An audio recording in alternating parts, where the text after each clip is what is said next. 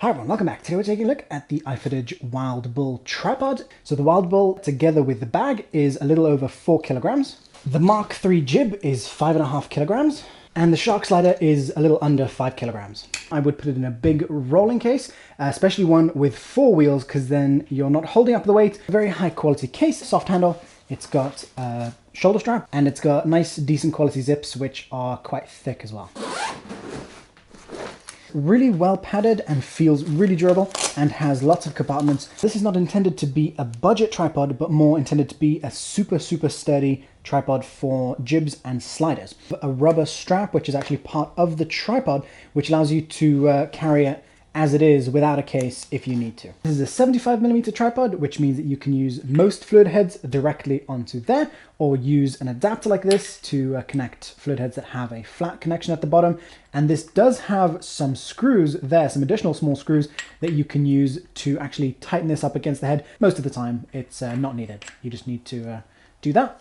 And then this screws onto there, like that.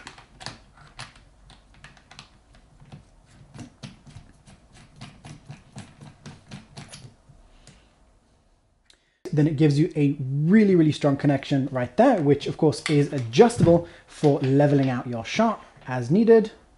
And one trick for tightening or loosening a head like this, for example, if the head is stuck on there and doesn't want to unscrew, then tighten this so it doesn't move, and then use some light taps in that direction to unscrew it. Of course, the pan needs to be locked while you do that. Now, do be fairly gentle with that because you don't want to cause damage to your fluid head. And the same goes for actually tightening it really well onto there. You can just sort of screw it on normally and then give a few little taps like that. Here, as you can see, there's a good amount of space to keep a fluid head together with this inside the case if you want to.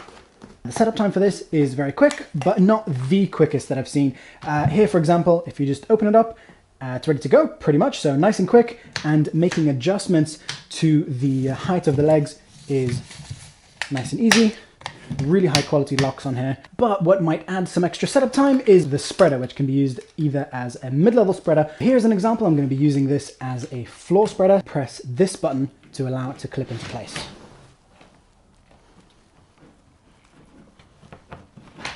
You do need quite a lot of strength to be able to press that. This tripod will close with the mid-level spreader connected to it, so that's great.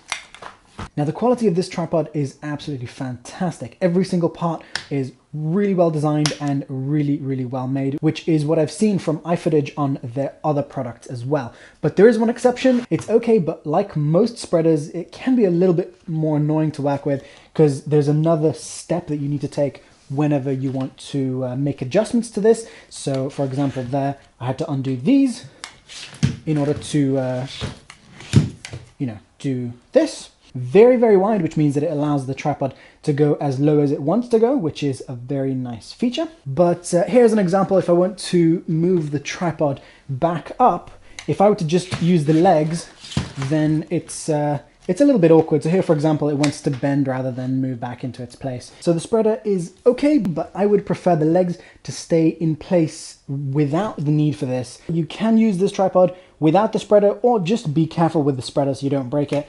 But as you can see here, it's quite flimsy. The feet have quite a wide base. You sometimes might find that they're in the wrong position, and you end up putting the tripod down like that, but most of the time they'll sort of angle automatically. So as you put it down, the angle of the foot sort of just changes. Now this is removable to reveal a spike at the bottom if you want, and it's fairly difficult to remove, which is a good thing, which means that the chance of one of these getting lost is pretty low. So here's an example. Took quite a lot of effort to remove that. Not impossible, but does take some muscle power.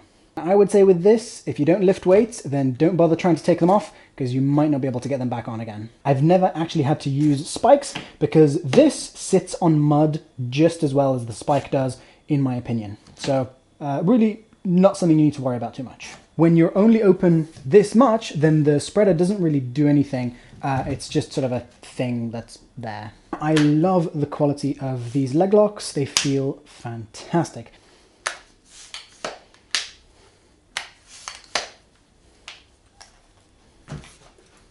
Now the height of the Wild Bull is only about 5 foot, which is okay for using together with a slider or a jib. It really doesn't need to go higher than that. And of course that is the height without the head.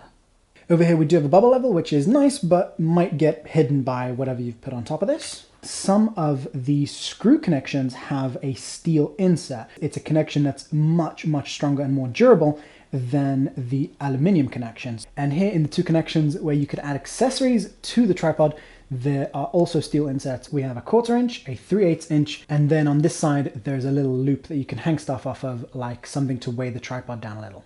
It just feels really, really high quality. This is really easy to screw on. You can see that's screwing on really, really smoothly, which means that it takes much less time to screw that on compared to the Manfrotto one. Now here, if I wanted to connect the Ifootage slider to the tripod, then I'd screw this into place, lock it down really nice and tight, and I like that it has these finger grooves. That's definitely much easier to get tight than the Manfrotto one. Now the main aim of this tripod is to be really, really solid and sturdy. So here I've got the spreader in the middle of the tripod, and the legs are extended all the way and open up as wide as they'll go. There is a little bit of flex in that direction, and I am pushing really, really hard on this. And in this direction, also a little bit of flex, but I am pushing very hard on that. And over here without the mid-level spreader, a little more flex, and also it will move out of position. If you press down on it, for example, that way, it will sort of move out of position because these here are not super tight. Now over here we've got it at a normal operating height and sort of an average width for the legs to be.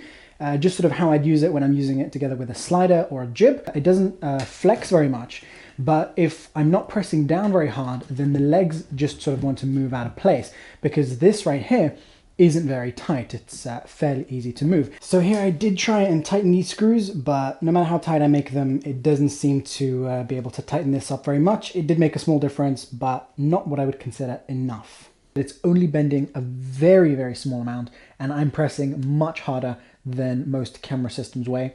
So there's a very, very small amount of flex. 3 bottles of water. So about 6 kilograms, so quite a big camera. And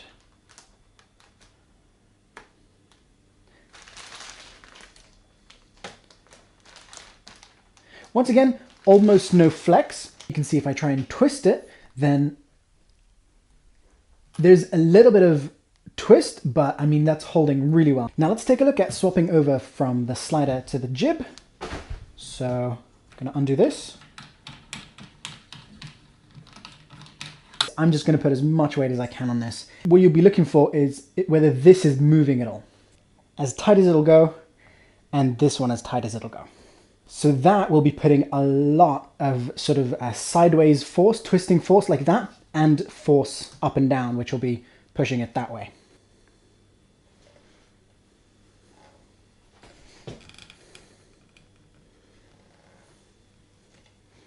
Alright guys, thanks for watching. Visit my channel for lots more awesome filmmaking and photography videos, like lighting techniques, DIY projects, behind the scenes tutorials, cameras, lenses, adapters, shoulder rigs, stabilizers, flashes, LEDs, microphones, bags, straps, studio backgrounds, tripods, float heads, sliders, multi-tools, and lots more cool stuff!